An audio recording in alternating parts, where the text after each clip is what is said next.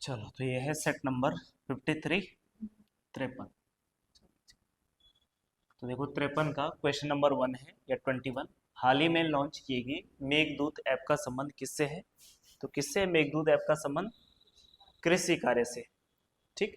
मेघदूत जैसे नाम से ही पता चल रहा होगा कि यानी कि कहीं ना कहीं ये मेघ से संबंधित है, अर्थात किससे संबंधित हो जाएगा? वर्षा। वर्षा का मतलब क्या हो? मौसम से संबंधित हो जाएगा, है ना। तो मौसम संबंधी जानकारी देने के लिए, और वो भी किसको? कृषकों को, किसानों को। तो किसानों को मौसम आधारित जानकारी देने के लिए सरकार के द्वारा एक ऐप लॉन्च की गई है, और इसी ऐप का नाम क्या है? मेघदूत है। अब इससे देखो किसानों को कई सारे फायदे मिलेंगे। फायदे ये मिलेंगे कि जैसे जो भी अभी खेती हो रही है, ठीक है, कब बारिश होने वाली है, कितनी मात्रा में बारिश होगी, ठीक है, कब क्या होगा, उस हिसाब से किसान क्या कर सकता है? अपनी तैयारी कर सकता है। ठीक। तो इस मेघदूत ऐप के माध्यम से क्या चलेगा? किसान को पता चलेगा। ठीक है, तो यानी कि ए वाला क्या है आपका सही आंसर। दूसरे प्रश्न की बात करें, यानी कि 22वां प्रश्न। हाल ही में उत्तराखंड के मुख्यमंत्री पुष्कर सिंह धामी ने राज्य में योग नीति का औपचारिक क्या किया है? शुभारंभ कब किया? ठीक है।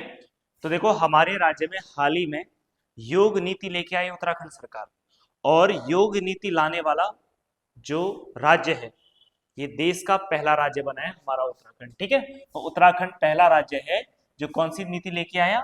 योग नीति लेके आया। और जो ये योग नीति है, इस योग नीति की बात करें तो ये योग नीति कब आएगी? कब आई? इसी साल आई। और अगर इस साल ये योग नीति आ रही है तो इसका मतलब क्या है? तो इस साल कब आएगी? ऑब्वियसली बात है, जिस दिन योग का दिन होगा। और योग का दिन कब है? 21 जून 2025। तो 21 जून 2025 को उत्तराखंड सरकार योग नीति लेके आती है, और योग नीति लाने वाला ये देश का क्या बना है? पहला राज्य, देश का फर्स्ट। ठीक है, देश का प्रथम राज्य हो जाएगा। ठीक है। अब यहाँ पे सरकार ने जो है इस योग नीति में कई सारी बातों का ध्यान रखा है। इन्होंने ये कहा है कि हम अगले कुछ सालों में, ठीक है, कई सारी आध्यात्मिक आर्थिक क्षेत्र का क्या करेंगे? स्थापना करेंगे। क्या करेंगे? आध्यात्मिक आर्थिक क्षेत्र। आध्यात्मिक आर्थिक क्षेत्र की क्या की जाएगी? स्थापना की जाएगी। जैसे योग के मामले में एक इंपॉर्टेंट जो आपका क्षेत्र है वो कौन सा है? ऋषिकेश है ना। तो ऋषिकेश में योग की क्या है? अपार संभावनाएं। पहले से ही लोग यहाँ पे अपना ध्यान केंद्रित करने के लिए आते हैं, है ना। और योग भी यहाँ पे क्या चलता है? बहुत ज्यादा चलता है। और देखो योग में अगर लोग आएंगे, योग का केंद्र बनाएंगे, तो धीरे धीरे कहीं ना कहीं इससे क्या होगी? उत्तराखंड की इकोनॉमी भी क्या होगी? बूस्ट होगी। ठीक है, कई सारे आपके कॉलेज खुल सकते हैं योग से संबंधित, जिनमें कई सारे सर्टिफिकेट या कोर्स दिए जा सकते हैं। ठीक, चलो तो आध्यात्मिक आर्थिक क्षेत्र। इसके अलावा अगर थीम की बात करें, इस योग नीति की थीम क्या था? तो थीम था कि हर घर योग। थीम क्या था? हर घर योग। ठीक है, हर घर योग, और इसके अलावा हर व्यक्ति को स्वास्थ्य। हर व्यक्ति को स्वास्थ्य। हर घर योग और हर व्यक्ति को स्वास्थ्य। ठीक है, तो इस थीम पे जो है इस योग नीति का क्या किया गया है? निर्माण किया गया है। ठीक है, क्या किया गया है? निर्माण किया गया है। और सरकार ने इस योग नीति में क्या रखा है? ये लक्ष्य रखा है कि 2026 तक, कब तक? 2026 तक उत्तराखंड सरकार जो है वो क्या करेगी कि राज्य के सभी जितने भी आयुष स्वास्थ्य केंद्र हैं, ठीक है, राज्य के जितने भी क्या है? आयुष स्वास्थ्य केंद्र, आयुष स्वास्थ्य केंद्र एवं आयुष स्वास्थ्य केंद्र एवं, ठीक है, वेलनेस केंद्र पर, वेलनेस केंद्र पर क्या दी जाएगी? योग सेवाएं। योग सेवाएं क्या की जाएगी? प्रदान की जाएगी। ठीक है, ये सरकार का क्या है? 2026 तक लक्ष्य रखा गया है कि 2026 तक राज्य के सभी आयुष स्वास्थ्य केंद्र और वेलनेस सेंटर पर योग सेवाएं क्या कराई जाएगी? उपलब्ध कराई जाएगी, अर्थात प्रदान की जाएगी। ठीक, इस योग नीति की जो घोषणा है वो मुख्यमंत्री के द्वारा कहां से की गई? कहां से की गई? भराड़ीसैंण। अब भराड़ीसैंण में क्या है? क्या है भराड़ीसैंण में? भराड़ीसैंण में क्या है? भराड़ीसैंण में उत्तराखंड की जो दूसरी क्या है विधानसभा है, दूसरी जो राजधानी है या दूसरी जो विधानसभा है, दूसरी विधानसभा है हमारा भराड़ीसैंण में। ठीक है, एक विधानसभा तो कहाँ है, देहरादून में, और जो हमारी ग्रीष्मकालीन राजधानी है उसका विधानसभा कहाँ पर है, विधानसभा भवन भराड़ीसैंण, गैरसैंण के भराड़ीसैंण। तो भराड़ीसैंण से मुख्यमंत्री ने यहाँ से क्या किया है, इस योग नीति की घोषणा की। वहीं अगर हम योग के बारे में डिस्कस करें तो देखो पहला जो योग दिवस, पहला जो अंतरराष्ट्रीय जो योग दिवस मनाया गया था, बताओ कब मनाया गया था, कब मनाया गया था, पहला विश्व का पहला अंतरराष्ट्रीय योग दिवस कब मनाया गया था, तो ये मनाया गया था कब, 2015 में। कब मनाया गया था, 2015 में, 21 जून 2015। ठीक है, भारत सरकार की सिफारिश पे, ठीक है, अंतरराष्ट्रीय लेवल पे क्या किया गया, पहली बार 21 जून 2015 को योग दिवस मनाया गया, और तब से प्रत्येक 21 जून को क्या मनाया जाता है, योग दिवस मनाया जाता है। ठीक है, क्या मनाया जाता है, योग दिवस मनाया जाता है। इसके अलावा ध्यान रखना कि 2016 में, ठीक है, 2016 में इसको अमूर्त सांस्कृतिक विरासत घोषित किया गया, अमूर्त सांस्कृतिक विरासत घोषित किया गया। ठीक है, यूनेस्को के द्वारा इसको अमूर्त सांस्कृतिक विरासत क्या किया गया, घोषित किया गया। ठीक, तो योग के बारे में कुछ छोटी छोटी बातें हैं, इन बातों को आपको याद रखना। अगला प्रश्न आ जाते हैं, उत्तराखंड में multi disciplinary education and research university यानी अर्थात मेरू कहाँ बनाई जाएगी, तो बताओ कहाँ बनाई जाएगी, तो देखो ये बनाई जाएगी आपकी कहाँ पे, पटवा डांगर, और ये पटवा डांगर कहाँ पे पड़ता है आपका, नैनीताल में। मल्टी डिसिप्लिनरी एजुकेशन का मतलब है कि अलग अलग विषयों पे एजुकेशन या रिसर्च करने के लिए यूनिवर्सिटी बनाई जाएगी। ठीक है, कहाँ पे, पटवा डांगर, नैनीताल हो जाएगा। चलो अब अगला प्रश्न आ जाते हैं, चलो हो जाएगा ये भी ठीक।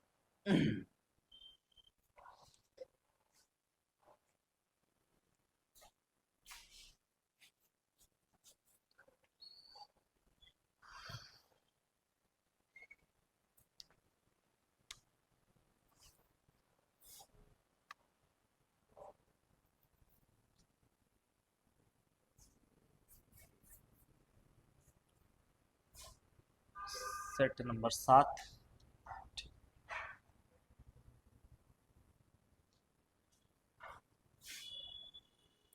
कौन सा था, प्रश्न संख्या 24। चलो तो 24वें प्रश्न की बात करते हैं। देखो 24वां प्रश्न क्या है हमारे पास, कहाँ है ये वाला, अच्छा जी ये वाला है। निम्न कथनों पे विचार करना है और विचार करने पे हमें सही स्टेटमेंट का सिलेक्शन करना है। कथन 1 है 7 नवंबर 2026 को कॉमन पिकॉक को राज्य तितली घोषित किया गया। क्या ये बात सही है, ये बात बिल्कुल सही है। 7 नवंबर 2016 को राज्य की राज्य तितली कॉमन पिकॉक को घोषित किया गया। दूसरी बात यह है कि इसका संशोधित नाम वुली बैंडेड पिकॉक है। क्या ये बात सही है, नहीं सही है, ये बात भी बिल्कुल सही है। ठीक है, पहले इसको केवल कॉमन पिकॉक ही बोलते थे, है ना, फिर बाद में फिर उन्होंने सोचा कि यार खाली कॉमन पिकॉक अच्छा नहीं लग रहा, सामान्य तितली एक कैसा नाम हो गया, तो फिर इन्होंने बाद में इसका नाम रखा वुली बैंडेड पिकॉक रखा। क्या रखा, वुली बैंडेड पिकॉक। ठीक, इस वुली बैंडेड पिकॉक की बात करें तो इसका जो साइंटिफिक नाम है वो है पेपिलियो। क्या है, पेपिलियो, हाँ पेपिलियो वाइनर, इसका साइंटिफिक नाम है पेपिलियो वाइनर। ठीक, पहली बात तो ये याद रखना है, साइंटिफिक नाम क्या है, पेपिलियो वाइनर है।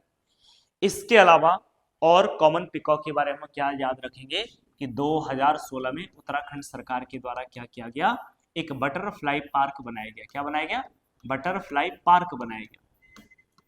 और ये बटरफ्लाई पार्क जो है इसको बनाया गया कहाँ पे बनाया गया, हाँ इसे बनाया गया लच्छीवाला। लच्छीवाला सुना है, हाँ लच्छीवाला नेचर पार्क अगर आपने सुना है तो उसी में जो है आपका बटरफ्लाई पार्क भी बनाया गया है, और ये लच्छीवाला कहाँ पर है, देहरादून। ठीक, तो ये बात बड़ी इंपॉर्टेंट है। तो देखो कथन 1 भी सही है, 2 भी सही है, तो इसका मतलब आपका डी वाला आंसर क्या हो जाएगा, सही हो जाएगा। तो कॉमन पिकॉक के बारे में आपको क्या क्या याद रखना है, पहली बात 7 नवंबर 2016 को इसको घोषित किया गया। दूसरा बात कि इसका नाम क्या रखा गया, वुली बैंडेड पिकॉक। इसके अलावा साइंटिफिक नाम पेपिलियो माइनर, और बटरफ्लाई पार्क कहां पर है? लच्छीवाला में। ठीक, चल अगला प्रश्न। उत्तराखंड के निम्नलिखित जिलों के निर्माण को सूची 1 और सूची 2 से क्या करना है? हमें सुमिलित करना है। सबसे पहले देखो हरिद्वार की बात करें तो हरिद्वार की स्थापना कब होती है? तो हरिद्वार की स्थापना होती है 28 दिसंबर 1988 को होती है। 28 दिसंबर 1988 को हरिद्वार की स्थापना होती है। दूसरी बात, उधम सिंह नगर की बात करें तो उधम सिंह नगर की स्थापना कब हुई? तो ये हुई 30 सितंबर 1995 को। वहीं चंपावत की बात करें तो चंपावत की स्थापना कब होती है? 15 सितंबर 1997। और वहीं रुद्रप्रयाग की स्थापना होती है 16 सितंबर 1997। ठीक है, चलो जी, तो अब देखते हैं ए का 3 और बी का 1, ए का 3 बी का 1 दो जगह है, सी का 2 सी का 2, बस ये वाला आपका सही हो जाएगा। ठीक, तो देखो जिलों से संबंधित प्रश्न आ जाते हैं कि किस जिले का निर्माण कब हुआ है। ठीक, अब थोड़ा हम शुरू से देखते हैं कि किस जिले का निर्माण कब हुआ था। सबसे पहले देखो जिलों की बात करें तो पहली बार जब अंग्रेज यहां आए थे 1815 में, तो उस टाइम तक कोई जिला ही नहीं था, सीधे सीधे इस पूरे क्षेत्र को कुमाऊं कमिश्नरी के अधीन रखा गया था, है ना। पहली बार कब? 1839 में। कब? 1839। 18 कब? 1839 में क्या किया गया था? कुमाऊं कमिश्नरी को 2 जिलों में डिवाइड किया गया था, एक गढ़वाल और एक कुमाऊं, है ना। तो 1939 में 2 जिलों में डिवाइड किया गया। 1840 में, ठीक है, जो गढ़वाल जिला था उसका मुख्यालय कहां शिफ्ट किया गया? पौड़ी में शिफ्ट किया गया था। ठीक है, तो इसीलिए 1840 में किस जनपद का निर्माण हुआ? पौड़ी जनपद का निर्माण। ठीक है, पौड़ी का निर्माण। उसके बाद साल आया 1800 कब? 71। 1871 में कौन सी जनपद का निर्माण हुआ? तो देहरादून जिले का निर्माण किया गया। ठीक, उसके बाद साल आया 1891 और 1891 में 2 जिले बनाए गए, और ये 2 जिले कौन से थे? एक था आपका अल्मोड़ा और दूसरा जनपद कौन सा था आपका? नैनीताल। ठीक, तो देखो पौड़ी, देहरादून, अल्मोड़ा और नैनीताल। उसके बाद देखो साल आता है, बताओ कब? साल आया सीधे 1949। कब आया? 1949, 1949 यानी कि स्वतंत्रता के बाद। स्वतंत्रता से पहले इस क्षेत्र में कुल कितने जिले थे? पौड़ी, देहरादून, अल्मोड़ा और नैनीताल हो जाएगा। ठीक, साल आया 1949 और 1949 में क्या हुआ? यानी 1 अगस्त। कब? 1 अगस्त 1949 में टिहरी रियासत का विलय किसमें हो गया? भारत संघ में हो गया, यानी कि भारत में हो गया। और जैसे ही भारत में हुआ तो ये उत्तराखंड का एक नया जनपद बना, कौन सा? टिहरी गढ़वाल। कौन सा हो जाएगा? टिहरी गढ़वाल हो जाएगा। तो टिहरी गढ़वाल की स्थापना 1949 में। उसके बाद साल आया 1960, 24 फरवरी 1960 में 3 नए जनपदों का निर्माण किया गया। तो कौन कौन से थे?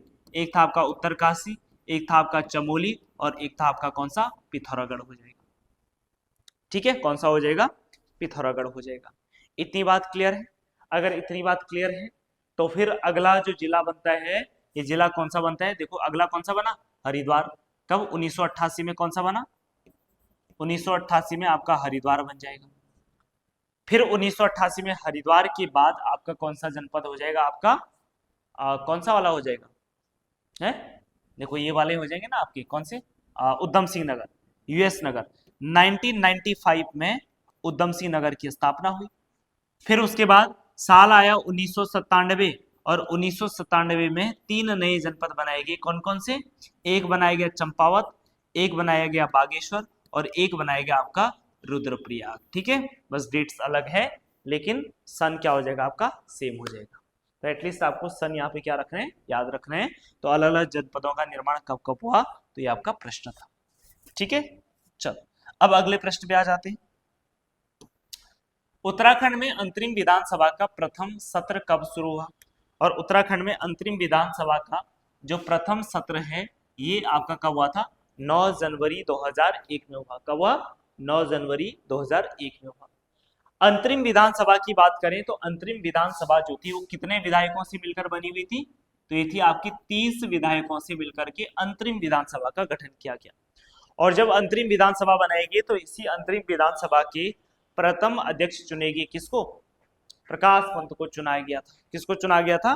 प्रकाश पंत को चुना गया था। और प्रकाश पंत की बात अगर बात करें तो देखो और चीजें भी आपको याद रखनी है अंतरिम विधानसभा के बारे में। क्या याद रखोगी? विधानसभा, अंतरिम नहीं मतलब विधानसभा के बारे में याद रखना कि जो पहला नेता प्रतिपक्ष था, कौन? नेता प्रतिपक्ष। नेता प्रतिपक्ष जानते हैं क्या होता है? नेता प्रतिपक्ष यानी अपोजिशन, जो सबसे बड़ी अपोजिशन पार्टी है उसका लीडर, उसको नेता प्रतिपक्ष बोलते हैं। तो राज्य का पहला जो नेता प्रतिपक्ष था उनका नाम था भगत सिंह कोश्यारी। भगत सिंह कोश्यारी, ठीक है, कौन थे? भगत सिंह कोश्यारी थे। ठीक, वहीं अगर पहली महिला की बात करें जो नेता प्रतिपक्ष बनी, फर्स्ट महिला, वो कौन थी? तो वो थी कौन? इंदिरा हृदयेश। कौन थी? इंदिरा हृदयेश जी हो जाएगी। इसके अलावा अगर वर्तमान में बात करें तो वर्तमान में कौन है? तो वर्तमान में यशपाल आर्य। वर्तमान में कौन है? यशपाल आर्य क्या है? नेता प्रतिपक्ष है। तो नेता प्रतिपक्ष भी क्या होता है? एक महत्वपूर्ण पद होता है। यानी नेता प्रतिपक्ष भी लगभग, नेता प्रतिपक्ष को भी क्या दिया जाता है? कैबिनेट मंत्री का दर्जा दिया जाता है। इस लेवल का क्या होता है? नेता प्रतिपक्ष होता है। उसको भी वही सुविधाएं दी जाती है जैसे एक कैबिनेट मिनिस्टर को सुविधाएं दी जाती है। ठीक, चलो जी, अगर इतनी बात होगी हो तो उसके अलावा देखो विधानसभा अध्यक्ष के बारे में हमने लास्ट क्लास में किया था। ठीक है, थोड़ा उपाध्यक्ष वाला देख लेते हैं ना।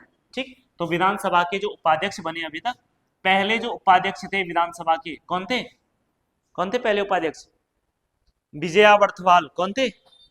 विजया बर्थवाल। उपाध्यक्ष की बात करें तो विजया बर्थवाल।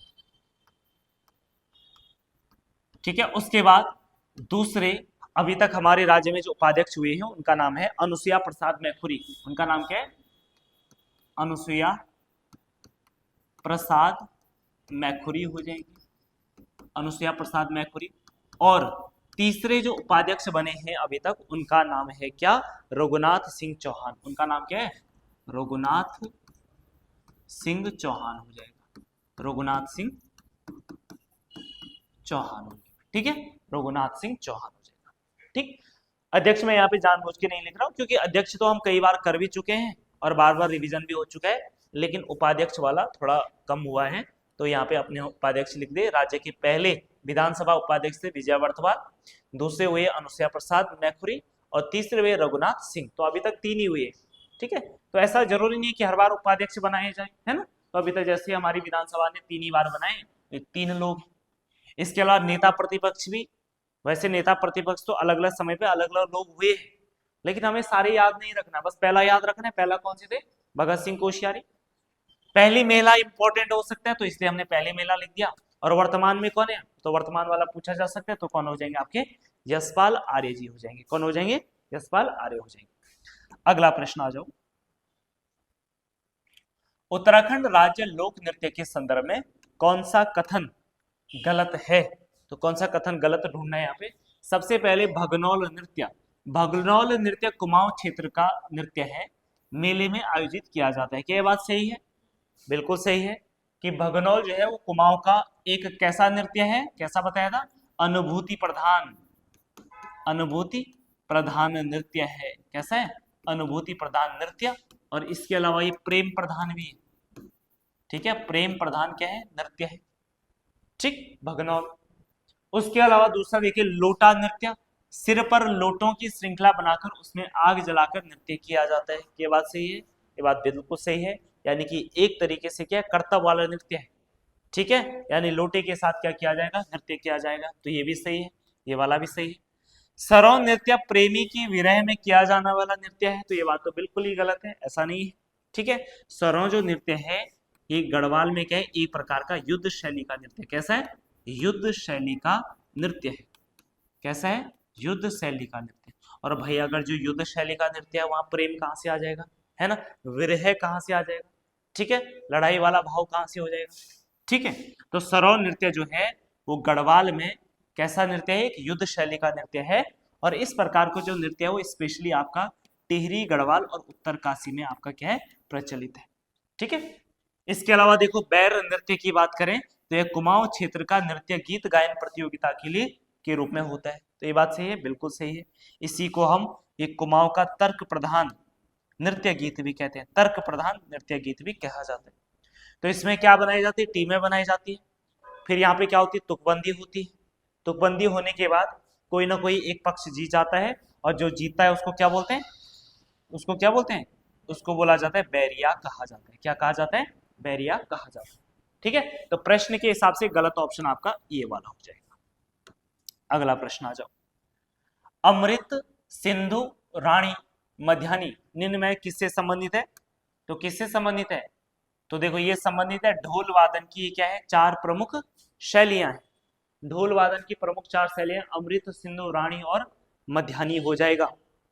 और अगर इसकी बात करें तो देखो ढोल के बारे में अगर हम बात करें तो ढोल मैंने जैसे बताया था आपको कि 2015 में कौन सी समिति थी, भंडारी समिति। इसी भंडारी समिति की सिफारिश पर ढोल को क्या बनाया गया, राज्य वाद्य यंत्र बनाया गया। ठीक है, क्या बनाया गया, ढोल को राज्य वाद्य यंत्र बनाया गया। ढोल की जो बाई पुड़ी होती है, कौन सी, बाई पुड़ी, बाई पुड़ी पे जो है वो बकरी की खाल चढ़ाई जाती है। और वहीं अगर दाई पुड़ी पे बात करें, दाई पुड़ी, पुड़ी का मतलब दाई तरफ, ठीक है, दाई पुड़ी पे जो है भैंस या कौन सा होता है, बारहसिंगा, बारहसिंगा की खाल चढ़ी होती है। ठीक है, बारहसिंगा की क्या होती है, खाल चढ़ी होती है। इसके अलावा देखो अगर बात करें ढोल के जो पारंपरिक वादक होते हैं, ढोल के पारंपरिक वादक कौन होते हैं, औजी होते हैं। कौन होते हैं, औजी, इन्हें औजी कहा जाता है। इसके अलावा ढोल से ही संबंधित क्या हमारे पास एक ग्रंथ है, और उस ग्रंथ को क्या कहते हैं, उस ग्रंथ का नाम क्या है, ढोल सागर। उस ग्रंथ का नाम क्या है, उस ग्रंथ का नाम है ढोल सागर। ठीक, तो ढोल से संबंधित ये कुछ महत्वपूर्ण बातें हैं। इसके अलावा ढोल के साथ आवश्यक रूप से बजाए जाने वाला वाद्य यंत्र कौन सा है, दमाम। ठीक है, दमाम या दमामा, दमामा या दमाम। ठीक, ये ढोल के साथ बजाए जाने वाला आवश्यक वाद्य यंत्र है। क्लियर, चलो नेक्स्ट प्रश्न पे आ जाते हैं। और अगला प्रश्न है हमारे पास, उत्तराखंड के आभूषणों के संदर्भ में सूची 1 को सूची 2 से सुमेलित करना है। देखो सबसे पहले शोण सांगल, तो शोण सांगल कहाँ पहना जाते हैं, कंधे पे पहना जाता है, यानी कि एकाचार। गुंठी या ठ्वाक ये कहाँ पहना जाता है, ये हाथ में पहना जाता है। ठ्वाक जो है कलाई से यहाँ पहना जाता है, और गुंठी आपकी उंगली पे पहना जाएगी, हाथ की जो उंगली होती है। पोंटा की बात करें तो पोंटा कहाँ पहना जाता है, तो पोंटा पैर में पहना जाता है। और वहीं जो गोखले है वो कहाँ पहना जाता है, बाजू में पहना जाता है। गोखले को ही बाजूबंद भी कहते हैं बाजूबंद। ठीक है, तो यानी कि इसके हिसाब से शोण सांगल चार, एकाचार, तो एकाचार तो मुझे एक में ही दिख रहा है फिलहाल, एक में ही है ना।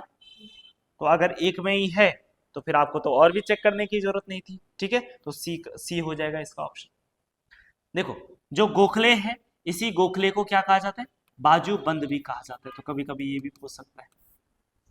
ठीक, इसके अलावा देखो पैर में कई प्रकार के आभूषण पहने जाते हैं, जैसे क्या क्या पहने जाते हैं, जैसे झांवर आपने सुना हो, झांवर हो गया।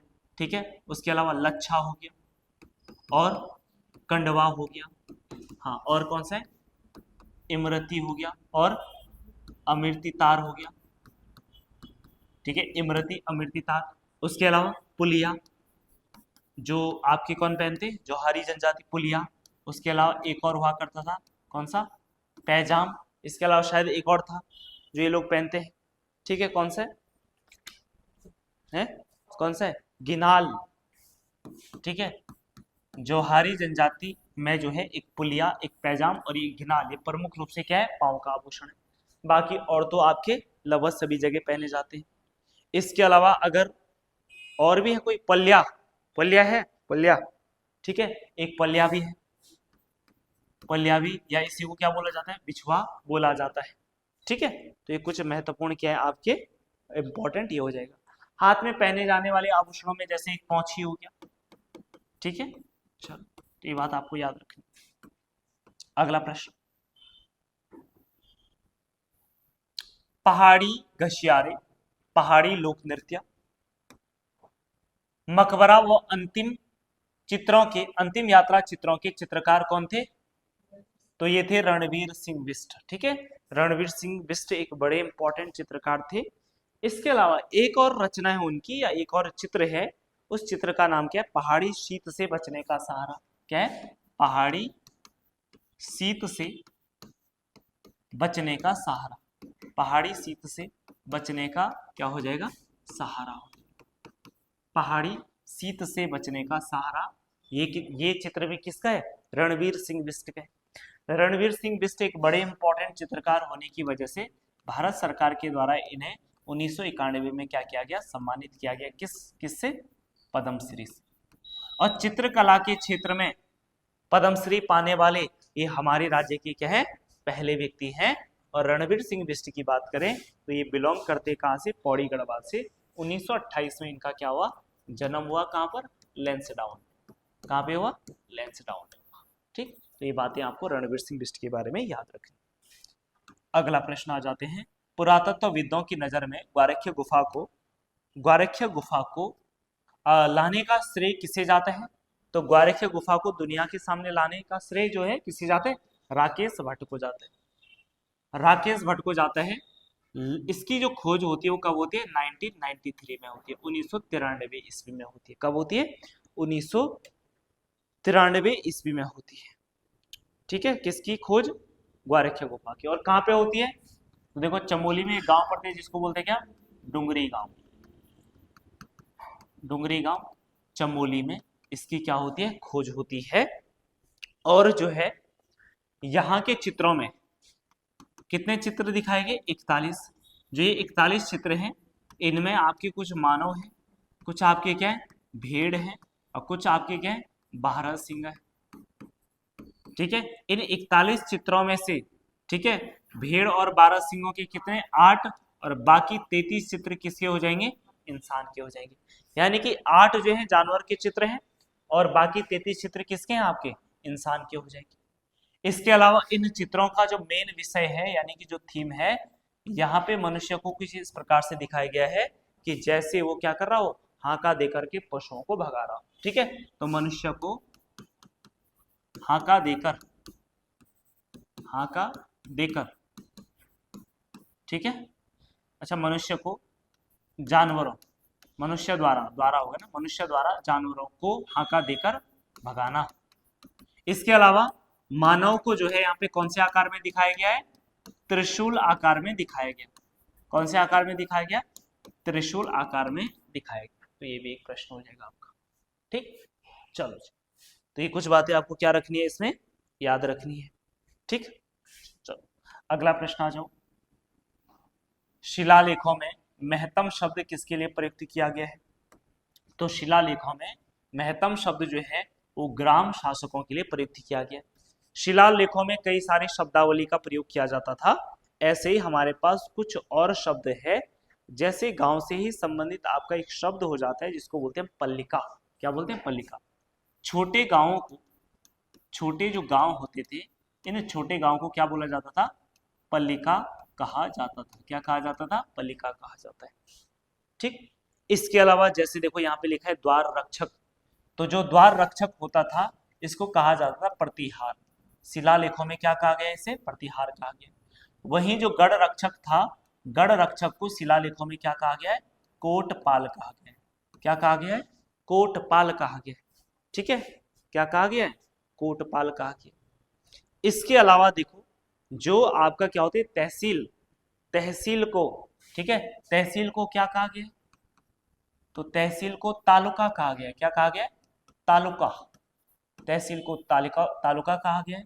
और वहीं अगर बात करें तहसीलदार को, ठीक है, तो तहसीलदार यानी तहसील का जो अधिकारी होता है, तहसीलदार को कुलचारिक कहा गया है। क्या कहा गया है? कुलचारिक कहा गया। तहसीलदार को क्या कहा गया? कुलचारिक कहा गया। ठीक है, इसके अलावा जो लेखा परीक्षक होता है, यानी जिसके पास सारा अकाउंटेंट वाला पोर्शन होता है, लेखा परीक्षक, लेखा परीक्षक को क्या कहा गया? तो लेखा परीक्षक को कहा गया अक्षपटलिक। अक्षपटलिक कहा गया। अक्षपटलिक कहा गया। ठीक, अगला प्रश्न आ जाते हैं। गलत युग्म का चयन करना है, तो गलत युग्म क्या होगा? देखो, सबसे पहले मनोचौल, गोरखा शासन में सेवा के बदले दी जाने वाली भूमि, बिल्कुल सही है, कोई दिक्कत वाली बात नहीं है। बलि जो है गोरखाओं द्वारा बनाए गए कर वसूलने के नियम, ये बात भी बिल्कुल सही है। टैक्स को वसूलने के जो नियम हुआ करते थे उसी को क्या बोला जाता था, बलि कहा जाता था। छतरी गोरखा सैनिक, बिल्कुल ठीक है। ठाकुरिया जो सैनिक अल्पकालिक समय के लिए होते थे, नहीं, ठीक है, ठाकुरिया क्या होते थे, ठीक है। पेंशन प्राप्त जो प्रधान अधिकारी होते थे, पेंशन प्राप्त जो अधिकारी होते थे उनको ठाकुरिया कहा जाता था। क्या कहा जाता था, ठाकुरिया कहा जाता था। वहीं इसी से संबंधित मिलता जुलता एक शब्द है ढाकरिया, ठीक है, ढाकरिया। ढाकरिया क्या होता था, जो 2 वर्ष के लिए, 2 वर्ष के लिए जो सेवा मुक्त जो सैनिक होता था उसको क्या बोलते थे, ढाकरिया बोलते थे। ढाकरिया या ढाकचा कहा जाता था। और वहीं एक ऐसा शब्द था जागरिया, जागरिया या जागचा। तो जागरिया या जागचा जो है ये गोरखों के समय जो क्या था आपका कार्यरत जो सैनिक रहता था, यानी जो अभी एक्टिव है फोर्स में, उसको क्या बोलते थे, जागरिया या जागचा कहा जाता था। ठीक है, ये बातें आपको क्या रखनी है, याद रखनी है। तो इसके हिसाब से गलत युग में आपका डी ऑप्शन हो जाएगा। तराई जिला किस वर्ष गठित किया गया, तो ये आपको पता है कब किया गया था, 1842 ईस्वी में तराई जिले का निर्माण किया गया था। ठीक है, सूची 1 को सूची 2 से सुमेलित करिए। तो करना जरा, सूची 1 को सूची 2 से सुमेलित करने। सबसे पहले राज्य का पहला महिला बैंक बनाया गया कब, 28 फरवरी 2014, बिल्कुल सही बात, कोई दिक्कत वाली बात नहीं। नैनीताल बैंक की स्थापना होती है कब, 1922 ईस्वी में, ये बात भी बिल्कुल सही है। राज्य सहकारी बैंक लिमिटेड की स्थापना कब हुई, कब हुई है, 2004 या 2002 में, बताओ कब हुई, कब हुई, 27 फरवरी 2004, बिल्कुल ठीक है। और उत्तराखंड ग्रामीण बैंक कब हुई, 1 नवंबर 2012। तो यानी कौन सा ऑप्शन मिल रहा है, 1 2 3 4, तो यानी कि सी वाला ऑप्शन आपका क्या हो जाएगा, करेक्ट हो जाएगा। उत्तराखंड ग्रामीण बैंक 1 नवंबर 2012, राज्य सहकारी बैंक 27 फरवरी 2004, नैनीताल बैंक हमारे राज्य का सबसे क्या है, पुराना बैंक है, ठीक, तो 1922 हो जाएगा। चलो अगला प्रश्न, जब आप हिमालय की यात्रा करेंगे तो आप निम्न को देखेंगे, है ना, जब आप हिमालय की यात्रा करेंगे तो देखो, जब आप हिमालय की यात्रा करेंगे तो क्या आपको गहरे गड्ढे दिखाई देते हैं, बताओ, हैं, बिल्कुल दिखाई देते हैं, गहरे गड्ढे दिखाई देते हैं, कितनी बड़ी बड़ी घाटियां होती है। यू घुमाव वाले नदी मार्ग भी दिखते हैं, यू घुमाव वाले, है ना, यू घुमाव मतलब ऐसे दिखते हैं ना, ये ऐसे तो होते हैं यू घुमाव वाले, तो ये यू ही तो है, ठीक, यानी कि दूसरी बात भी बिल्कुल सही है। समानांतर पर्वत श्रेणियां दिखती हैं, समानांतर बिल्कुल दिखती है। देखो ये एक पर्वत ये रहता है, तो एक पर्वत ये ऐसा भी दिख जाता है, ऐसा भी दिख जाता है ना ऐसे, तो समानांतर पर्वत श्रेणी भी बिल्कुल ठीक है। भूस्खलन के लिए उत्तरदायी तीव्र ढाल प्रवणता, क्या ये भी दिखता है, तो बिल्कुल दिखते हैं, तीखे पहाड़ दिखते हैं, है ना, ऐसा लगता है कि कभी भी नीचे आ सकता है। तो यानी कि 4 वाला ऑप्शन भी आपका क्या है, बिल्कुल सही है। तो इस हिसाब से आपका 1 2 3 4 यानी कि डी वाला ऑप्शन आपका क्या हो जाएगा, करेक्ट आंसर हो जाएगा। ठीक, चलो जी, ये थोड़ा दिमाग वाला प्रश्न था, ऐसे याद करने वाला नहीं था। अगला प्रश्न आ जाते हैं, भू कौन सा प्रश्न है, हाँ ये है क्वेश्चन नंबर 37। और 37 की बात करें तो देखो 37 में क्या है, बिसुड़ी जमानी एवं टिंगरी बुग्याल कहाँ है, ठीक है, कहाँ है, तो ये सब कहाँ है आपके, रुद्रप्रयाग में। कहाँ पर है, रुद्रप्रयाग में। रुद्रप्रयाग में और बुग्याल कौन कौन से जो फेमस है, रुद्रप्रयाग में कौन कौन सी बुग्याल है, हाँ, एक तो चोपता हो गया, अच्छा चोपता ही भूल गए हैं मेन, ठीक है, और कौन सा है, कसनी खर्क, और कौन से, कसनी खर्क, ठीक है, कौन सा है, कसनी खर्क हो जाएगा। ठीक, चलो तो ये आपके कुछ क्या हो जाएंगे, बुग्याल हो जाएंगे। देखो उत्तर काशी के बुग्यालों की बात करें तो उत्तर काशी में हमारे क्या है, खूब सारे बुग्याल हैं। जैसे बताओ कौन कौन से, एक हो जाएगा आपका दयारा बुग्याल, शीतकालीन प्रशिक्षण केंद्र भी है, चंद्रप्रभा एतवाल दुनिया के सामने लेके आई, दयारा बुग्याल हो जाएगा।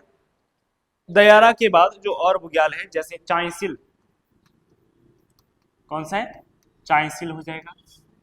इसके अलावा कुश कल्याण बुग्याल हो जाएगा। ठीक है, कौन सा हो जाएगा? कुश कल्याण। उसके अलावा देवदामनी, देवदामनी बुग्याल हो जाएगा। ठीक है, उसके अलावा मांझीवन हो जाएगा। ठीक है, बेलक हो जाएगा, मानेक हो जाएगा, बेलक हो गया, मानेक हो गया। ठीक है, ऐसे ही आपका सोनागाढ़ हो गया, सोनागाढ़ हो जाएगा। ये उत्तरकाशी में स्थित आपके क्या है? बुग्याल है।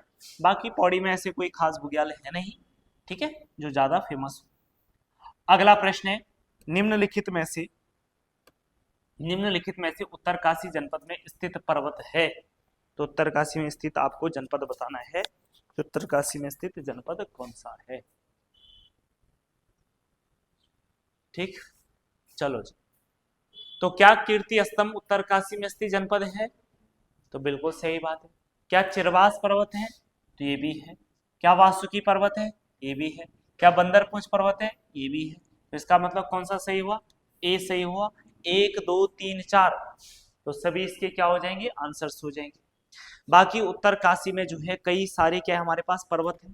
ठीक है, और ये पर्वत क्या है? बड़े इंपॉर्टेंट है। जैसे कौन कौन से उत्तरकाशी में, और बताओ कौन सा पर्वत है?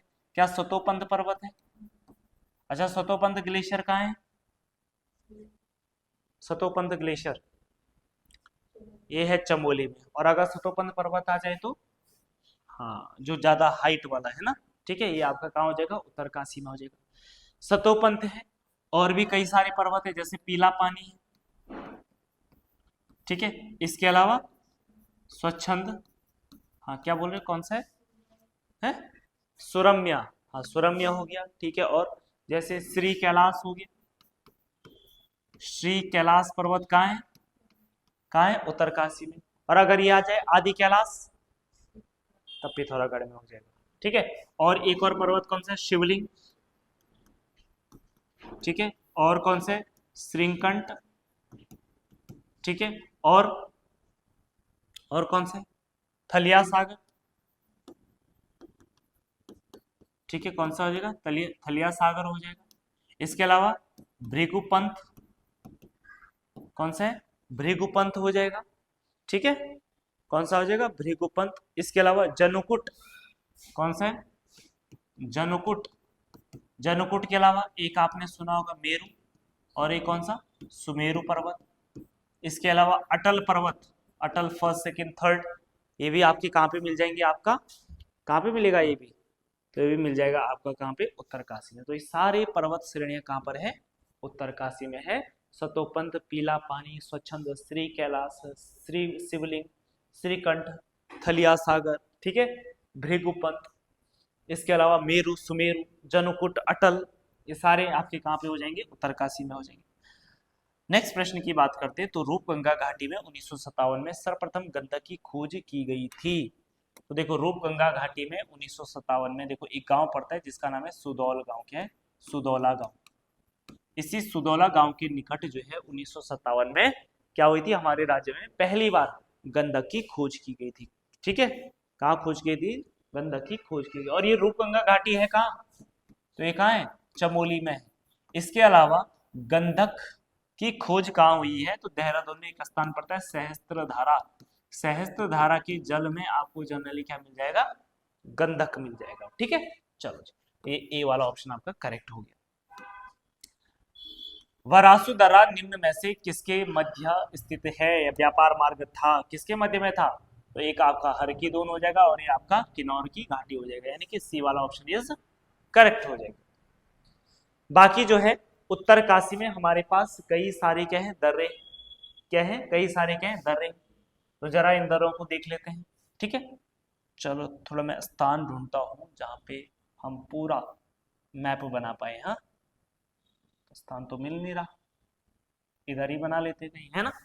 ठीक, तो देखो ये है हमारा उत्तरकाशी। ठीक, तो जरा देख लेते हैं। ऑलमोस्ट ये उत्तरकाशी हो गया। ठीक है, ऐसे ही है लगभग लगभग। ठीक है, ये उत्तरकाशी हो गया। ठीक, उत्तरकाशी में कई सारे आपके क्या है? दर्रे हैं। जैसे एक दर्रा यहाँ है जो हिमाचल प्रदेश के साथ मिलता है, उसको क्या बोलते हैं? श्रीकंठ बोलते हैं। क्या बोलते हैं? श्रीकंठ दर्रा बोलते हैं। ठीक है। उसके बाद दूसरा दर्रा इधर है लमखगो, कौन सा है, लमखगो दर्रा।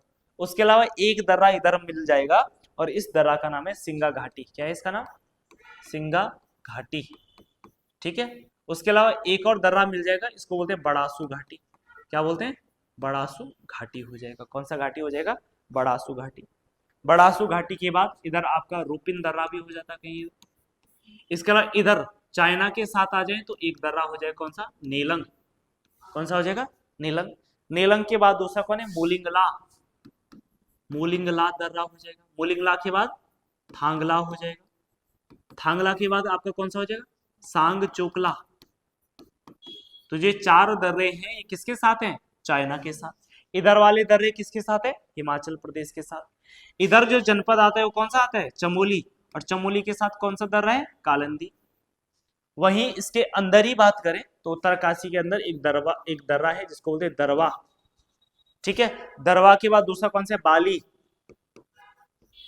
बाली के अलावा एक और है जिसका नाम क्या है, बाली के बाद अगला कौन सा है, तो ये फाचकंडी, फाचकंडी दर्रा। उसके अलावा एक और याद रखना, ओडेनकॉल, ठीक है। तो ये उत्तरकाशी में स्थित क्या है, कुछ प्रमुख दर्रे हो जाएंगे, ठीक है, वेरी वेरी इंपॉर्टेंट। चलो अगले प्रश्न की बात करते हैं। तो कौन सा प्रश्न था हमारे पास है, तो ये था आपका कौन सा, 41। चलो जी, तो 41वां प्रश्न देख लेते हैं, 41वां प्रश्न, ठीक। तो 41वां प्रश्न है, देखो 41वां जो प्रश्न है ये है आपके पास कथन और कारण वाला। उत्तराखंड राज्य में कई हिमानी झीलें देखने को मिलती है, क्या बात सही है, हाँ, मैक्सिमम झीलें आपको हिमानी वाली दिखेंगी, है ना। यहीं से कई सारी नदियां निकलती है। उत्तराखंड एक हिमालय राज्य है, क्या ये कारण है कि उत्तराखंड एक हिमालय राज्य है तो इसलिए हिमानी झीलें मिलती है? क्या लग रहा है ठीक, है ना। क्या उत्तराखंड में हिमानी झील होने का ये कारण है कि उत्तराखंड एक हिमालय राज्य है? तो बिल्कुल है भाई, है ना। हिमालय राज्य, हाइट है तो इसीलिए बर्फ पड़ती है, बर्फ पड़ती है तो इसलिए हिमानी झील बन जाती है ना। तो कथन ए और दो दोनों सही हैं और ये इसकी क्या है, सही व्याख्या है कहीं पर ऐसा लिखा हुआ, तो बी वाला ऑप्शन आपका क्या हो जाएगा, करेक्ट आंसर हो जाएगा।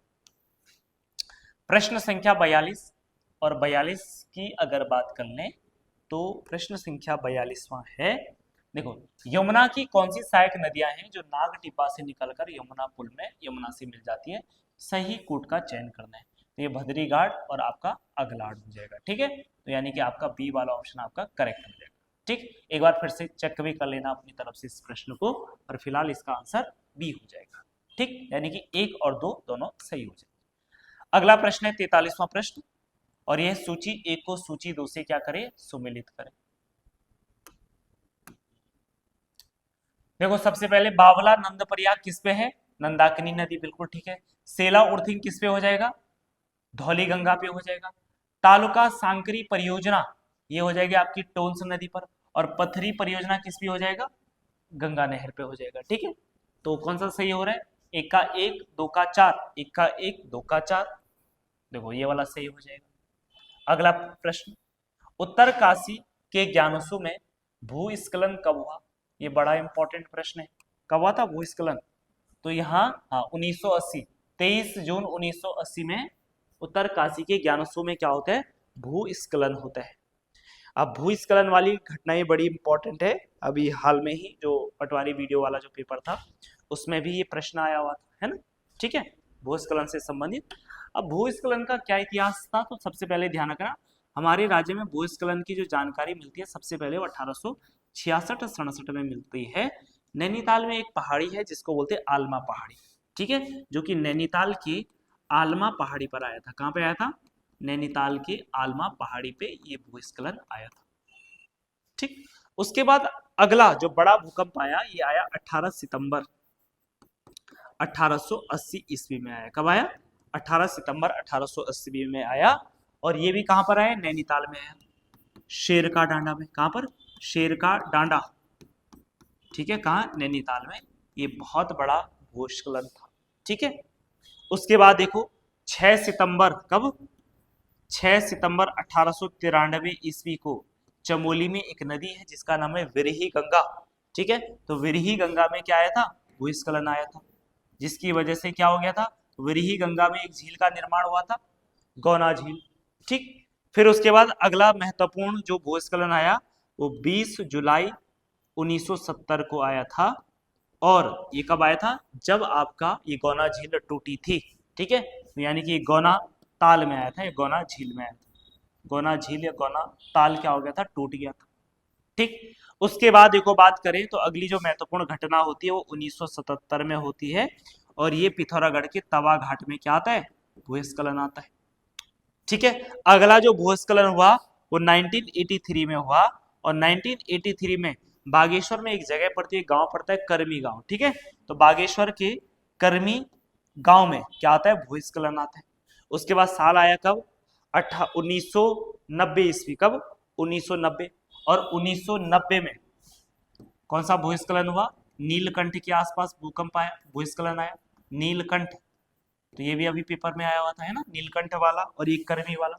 तो 1990 में नीलकंठ में भूस्खलन आता है। फिर साल 1996 में, ठीक है, एक जगह पड़ती है बेरीनाग। ठीक है, तो बेरीनाग भूस्खलन आता है, कब, 1996 में।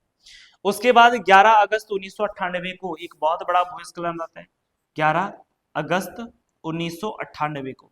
ये रुद्रप्रयाग के कहाँ पे है, उखीमठ, एक तहसील पड़ती है, तो उखीमठ तहसील में जो है भूस्खलन आता है।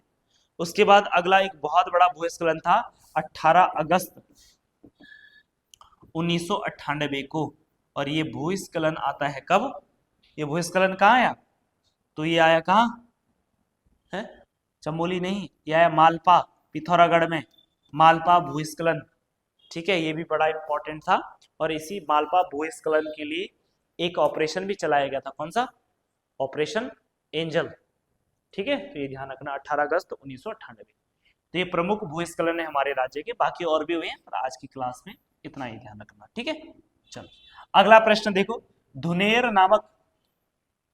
नामक जो आपका औषधीय पौधा है किस रोग के इलाज में होता है, तो ये होता है आपका कैंसर। ठीक है, हाँ, हाल में ही धुनेर जो नामक पौधा है, इससे एक रसायन निकाला जाता है जिसको बोला जाता है टैक्साल।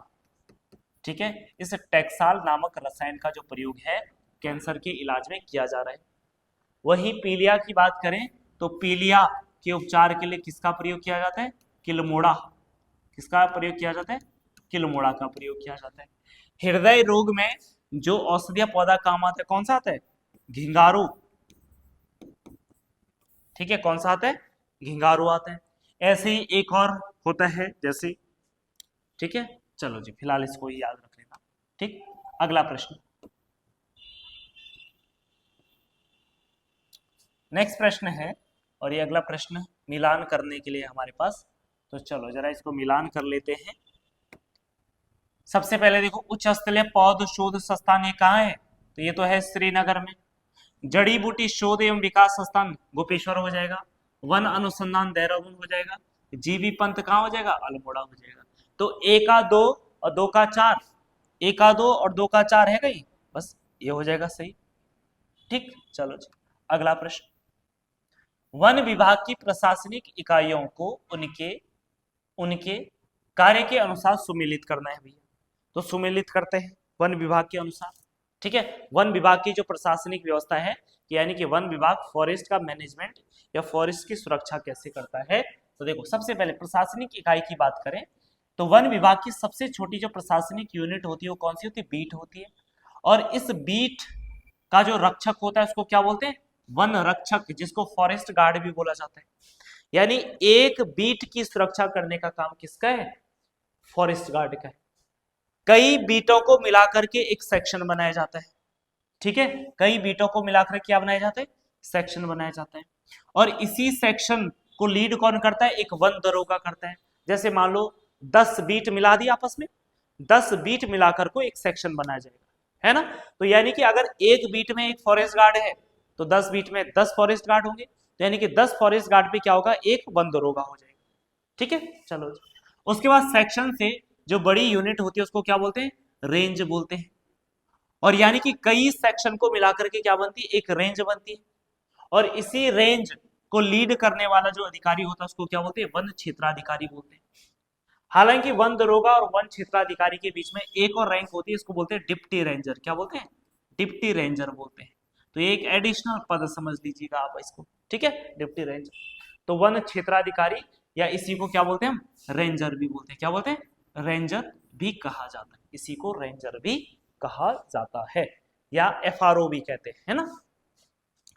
कई रेंजों को मिलाकर के, ध्यान रखना, कई रेंज को मिलाकर के क्या बनता है, एक उपवन प्रभाग बनता है। और एक उपवन प्रभाग को लीड करने वाला जो अधिकारी होता है इसको बोलते हैं सहायक वन संरक्षक, या इसी को क्या बोलते हैं, एसीएफ बोलते हैं। क्या बोलते हैं, एसीएफ, यानी असिस्टेंट कंजर्वेटर ऑफ फॉरेस्ट। उपवन प्रभाग, कई उपवन प्रभाग को मिलाकर के क्या बनता है, एक वन प्रभाग बनता है। क्या बनता है, एक वन प्रभाग बनता है। और एक वन प्रभाग को लीड करने वाला जो अधिकारी होता है उसको बोलते हैं डीएफओ। क्या बोलते हैं उसको, डीएफओ, सुना होगा। और जनरली एक जिले का सबसे बड़ा अधिकारी डीएफओ ही होता है, ठीक है।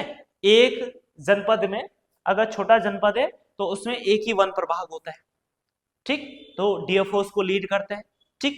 और वैसे इसकी पोस्ट का नाम क्या हो जाएगा, deputy conservator of forest, deputy conservator of forest, यानी कि डीसीएफ हो जाएगा। उसके बाद देखो, वन प्रभाग के बाद कई वन प्रभाग को मिलाकर के एक सर्कल बनता है। क्या बनता है, सर्किल। क्या बनता है, सर्किल बनता है ना। और सर्किल को लीड करने वाला जो अधिकारी होता है, अब यहां से हम डी भी हटा देंगे, डेप्यूटी हटा देंगे, तो अब क्या हो जाएगा, कंजर्वेटर ऑफ फॉरेस्ट हो जाएगा। कंजर्वेटर ऑफ फॉरेस्ट, यानी कि शॉर्ट में क्या बोलेंगे, सीएफ बोल देंगे, कंजर्वेटर ऑफ फॉरेस्ट, ठीक। उसके बाद देखो, अब जो और बड़ी रेंज होती है ये आपके मुख्यालय से संबंधित हो जाती है। सीएफ के बाद अगली जो पोस्ट होती है उसको बोला जाता है सीसीएफ। क्या बोलते हैं, CCF, chief conservator of forest कहा जाता है। और इससे भी जो सबसे बड़ा वन विभाग का सर्वोच्च जो अधिकारी होता है उसको बोलते हैं क्या, principal chief conservator of forest कहा जाता है, यानी कि पीसीसीएफ बोला जाता है। तो ये वन विभाग का पदक्रम है। और इधर ये वन विभाग की सेक्शन में कैसा डिवाइड रहता है ना, क्षेत्र कैसा डिवाइड रहता है, तो बीट, सेक्शन, रेंज, उपवन प्रभाग, वन प्रभाग, सर्कल, फिर उसके बाद हेडक्वार्टर ही आ जाएगा, है ना। चलो जी। और सबसे बड़ा जो अधिकारी होता है उसको क्या बोलते हैं, पीसीसीएफ, यानी कि principal chief conservator of forest कहा जाता है, ठीक है। चलो जी, तो ये बात आपको याद रखनी। देखो यहाँ पे सारे सम्मिलित हैं तो 1 2 3 4 5 हो जाएगा। अगला प्रश्न आ जाओ, नेक्स्ट प्रश्न देखो। सबसे पहले यहाँ पे देखो, कमेट और कमेड़ा ये तो पता ही है, बाकी नहीं सुना होगा। कमेट और कमेड़ा क्या होता है, सफेद मिट्टी होती है। तो कहीं है डी का एक, डी का एक, देखो एक में ही मिल रहा है, तो बस हो तो गया प्रश्न सॉल्व। तो यानी कि एक का दो, पांग क्या होती है, नदियों द्वारा बिछाई गई मिट्टी। लाठी क्या होती है, तो ये क्ले मिट्टी होती है, ठीक है। छाछरों और उखाड़, रूखी मिट्टी, जैसे आपने सुना क्या बोलते, उखड़, ठीक है, उखाड़, उखड़, है ना, उखड़ी है ना, ये लिखा हो, रूखी मिट्टी, है ना, जहां पानी की व्यवस्था नहीं होती है, ऐसी खेती को क्या कहा जाता है, पहाड़ी क्षेत्र में उखड़ कहा जाता है ना। चलो जी, अगला प्रश्न आ जाओ। कुमाऊनी का पहला मशरूम कंपोस्ट प्लांट कहाँ खोला जाएगा, तो ये कहाँ खोला जाएगा, बाजपुर में खोला जाएगा। उत्तराखंड खनन नीति की घोषणा कब की गई, तो 4 अप्रैल 2001 को उत्तराखंड सरकार के द्वारा उत्तराखंड खनन नीति की क्या की जाती है, घोषणा की जाती है। यानी उत्तराखंड में खनन कैसे होगा, इसको टेंडर मिलेगा, कौन व्यवस्था देखेगा, कौन मैनेजमेंट देखेगा, है ना।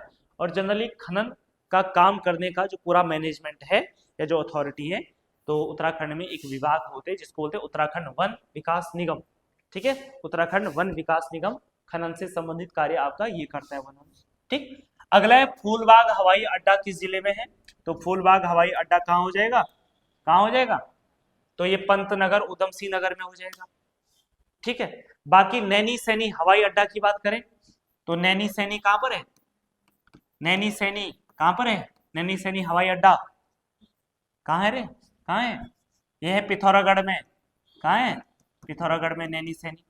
वही चिन्यालीसौड़ हवाई अड्डा की बात करें तो चिन्यालीसौड़ कहां पर है, तो ये हो जाएगा आपका उत्तरकाशी में। वहीं गौचर हवाई अड्डा की बात करें तो गौचर कहां है, कहां है, चमोली में। और वहीं अगर जॉली ग्रांट की बात करें तो जॉली ग्रांट कहां है, तो ये आपका देहरादून। तो ये हमारे राज्य के कुछ प्रमुख हवाई अड्डे, ठीक। चलो अगला प्रश्न है, ठीक है, मिलान करना है जनघनत्व के अनुसार। सबसे पहले देखो, हरिद्वार का जनघनत्व सर्वाधिक है तो 801, उसके बाद उधम सिंह नगर सर्वाधिक है तो 649, फिर देहरादून 549 और नैनीताल आपका 225 हो जाएगा। तो ए का 2 है कहीं, ए का 2, ठीक है, 2 का 3 है कहीं, बिल्कुल है, तो ए वाला ऑप्शन सही हो जाएगा, देहरादून 1, तो ये सही हो जाएगा। तो ये 4 सर्वाधिक जनघनत्व वाले हैं। ऐसे हम 4 सबसे कम जनघनत्व वाला क्या देख लेते हैं, जनपद देख लेते हैं, ठीक है। अब ये 4 कौन कौन से हैं, तो सबसे पहले सबसे कम जो जनघनत्व है वो किसका है, उत्तरकाशी का है। कितना है, उत्तरकाशी का कितना है, 41, 41। उसके बाद दूसरे नंबर पे आता है चमोली, चमोली का जनघनत्व कितना है, 49। उसके बाद है पिथौरागढ़, पिथौरागढ़ का जनघनत्व कितना है, तो ये है 68। ध्यान रखना, ये तीनों जनपद आपने देखे होंगे क्षेत्रफल में बहुत ज्यादा है, लेकिन पॉपुलेशन के हिसाब से क्या है, कम है, क्योंकि यहाँ क्या महान हिमालय ज्यादा है, तो रहने की अनुकूल दशाएं नहीं है, इसलिए जनघनत्व क्या हो जाएगा, कम हो जाएगा। उसके बाद अगला जो है आपका बागेश्वर हो जाएगा, और बागेश्वर में कितना है, 116। तो ये 4 सबसे कम जनघनत्व वाले क्या हो जाएंगे, हमारे जनपद हो जाएंगे। जनघनत्व की बात करें तो हमारे राज्य का जनघनत्व कितना है, 189 है, और हमारा जो स्थान है वो कौन सा है, 25वां स्थान, ठीक है। देश में कौन सा स्थान है, 25वां स्थान हो जाएगा, ठीक। सही युग्म का आपको चयन करना है, तो सही युग्म आप चयन कीजिए। सोमेश्वर का है, अल्मोड़ा ठीक है, मानेश्वर, चंपावत ठीक है, भिवांडेश्वर, द्वाराहाट ठीक है, तो डी वाला ऑप्शन आपका सही हो जाएगा। अगला आ जाओ, देखो रामायण उत्सव में माल मल युद्ध निम्न में किसका वर्णन करता है, तो माल मल जो युद्ध हुआ करता था, ये गोरखा व स्थानीय लोगों के बीच में जो युद्ध होता था उसको वर्णन करता था। ऐसे ही जो है आपके जो है अलग अलग नृत्य जो है इस रामायण उत्सव के दौरान किए जाते थे। जैसे एक नृत्य हुआ करता था जिसको बोलते थे मोर मोरियाण नृत्य, क्या कहा जाता था, मोर मोरियाण नृत्य कहा जाता था, ठीक है। मोर मोरियाण जो नृत्य होता था ये जनरली किससे संबंधित होता था, पशुपालक व उसकी पत्नी से, वह उसकी पत्नी से संबंधित ये नृत्य होता था। जैसे जंगल जा रहे हैं, पशुओं को चरा रहे हैं, है ना, घास ले रहे हैं, लकड़ी काट रहे हैं, तो ऐसे करके नृत्य दिखाया जाएगा। मोर मोरियाण के बाद अगला था बणिया बणियाण नृत्य, बणिया बणियाण नृत्य, बणिया बणियाण नृत्य। और जो बणिया बणियाण नृत्य हुआ करता था ये बेसिकली कौन करते थे, तिब्बती व्यापारी, तिब्बती व्यापारियों का ये नृत्य होता है, ठीक है, बणिया बणियाण। उसके अलावा तीसरा जो नृत्य होता है वो है कुरुजोगी, और ये कुरुजोगी जो नृत्य है ये एक प्रकार का कैसा है, हास्य नृत्य है, मनोरंजन किया जाता है, ठीक है। तो रामायण उत्सव में मुख्य रूप से 4 प्रकार के नृत्य होते हैं, माल मल हो गया, मोर मोरियाण हो गया, बणिया बणियाण हो गया, और कुरुजोगी नृत्य हो जाएगा, ठीक। चलो अगला प्रश्न आ जाओ, जौनसारी क्षेत्र की पहली डॉक्यूमेंट्री, तो ये आपकी कौन सी, चालदा यात्रा है, ठीक है। देखो हमारे राज्य की प्रथम फिल्म थी कौन सी, जगवाल, कब निकली, 5 मई 1983 में, ठीक है। दूसरी जो फिल्म थी उस फिल्म का नाम था कभी सुख कभी दुख, कभी सुख कभी दुख, ये गढ़वाली फिल्म है ना। और राज्य की सबसे सफल फिल्म कौन सी थी, घर जमे, कब आती है, 1980 कब आई, 1986 या 87 में, ऐसे कुछ आई थी, ठीक है, ये ध्यान रख लेना। उसके अलावा देखो कुमाऊनी, पहली कुमाऊनी जो फिल्म थी वो कौन सी थी, वो थी मेघा आ, कौन सी थी, मेघा आ। दूसरी जो कुमाऊनी फिल्म थी वो थी चेली, कौन सी थी, चेली, ठीक। चलो, और पहली जो बाल फिल्म थी, प्रथम बाल फिल्म, ये थी गुल्लू, कौन सी थी, गुल्लू, ठीक। तो कुछ पॉइंट थी, ये याद रख लेना। अगला प्रश्न है, देखो राजवंशों को सही क्रम में आपको रखना है, तो सबसे पहले कुड़िंदा आया, आपको पता है, फिर कुषाण, फिर योद्धा, फिर नाग, यानी कि ए वाला आपका क्या हो जाएगा, सही हो जाएगा, ठीक। अगला प्रश्न आ जाओ, वर्ष 2025-26 के बजट में उत्तराखंड सरकार द्वारा किस योजना पे या किस चीज पे कितना खर्चा किया गया है, तो सबसे पहले देखो समान नागरिक संहिता पे कितना, 30 crore, spring and river rejuvenation प्राधिकरण 125 हो जाएगा, इसको सारा एजेंसी भी बोलते हैं, ठीक है, सारा भी बोला जाता है। भारतीय न्याय संहिता पे कितना किया जाएगा, कितना किया जाएगा, 20 करोड़, और जलवायु परिवर्तन पर 60 करोड़, तो ये तो 1 2 3 4 ही हो रहा है ना, ठीक है, कौन सा और 1 2 3 4 है कहीं? हाँ बिल्कुल है, तो आपका 1 2 3 4 हो जाएगा। ठीक है, 1 2 3 4 हो जाएगा। भारतीय न्याय संहिता, भारतीय न्याय संहिता पे कितने हैं? 20 करोड़। सी का 1 2 3 4 ये वाला ना, डी। ठीक, चलो जी अगला प्रश्न आ जाओ। अगला प्रश्न आ जाते 58। अमेश एक पौधा है, अमेश का उपयोग टमाटर का विकल्प, जेट्रोफा, बायोडीजल, ब्राह्मी, बुद्धिवर्धक और धुनेर कहाँ गए? कैंसर का उपराज। ठीक है, अभी देखा था हमने। तो कोई मिल रहा है ए का 2, ए का 2, बी का 4, ए का 2, बी का 4, ये हो जाएगा। अच्छा और भी मिल रहा है अभी तो, ब्राह्मी ठीक है एक, और ये आपका ये हो जाएगा है। अच्छा ए और डी सेम है, चलो तो दोनों सही हो जाएगी। ठीक है, तो उन्होंने गलत कर दिया होगा। अगला प्रश्न है, निम्नलिखित में से कौन सा युग्म सुमेलित नहीं है? बताओ कौन सा सुमेलित नहीं है इनमें? देखो आसन पे कौन सा है? कुल्हाल ठीक है शायद, है ना। भिलंगना पे कौन सा हो जाएगा? भिलंगना पे,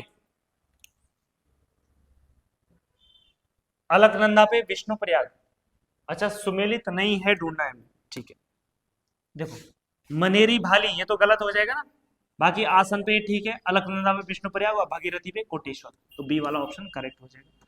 और लास्ट प्रश्न है आज की क्लास का, हिमानी और नदी से मैच कर देना है। सबसे पहले देखो सतोपन से अलकनंदा नदी निकलती है, ठीक है, और गंगोत्री से भागीरथी नदी निकलती है, मिलम से कौन सी हो जाएगी?